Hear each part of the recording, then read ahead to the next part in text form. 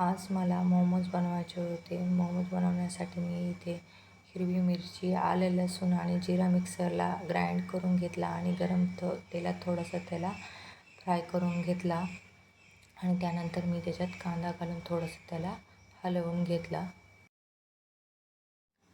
त्यानंतर त्याच्यामध्ये कोबी घालून कांदा आणि कोबी दोन्ही एकजीव करून घेतले आणि आता मी इथे हे मिश्रण थंड होण्यासाठी ठेवलं होतं.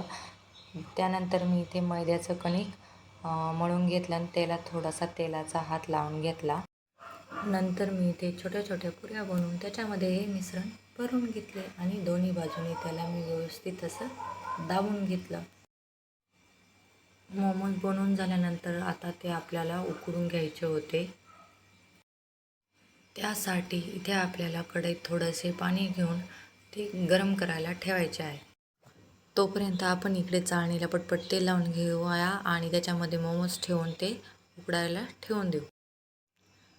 मोमोज उकडेपर्यंत मी इथे जी थोडीशी भांडी होती ती पटपट अशी घासून घेतली.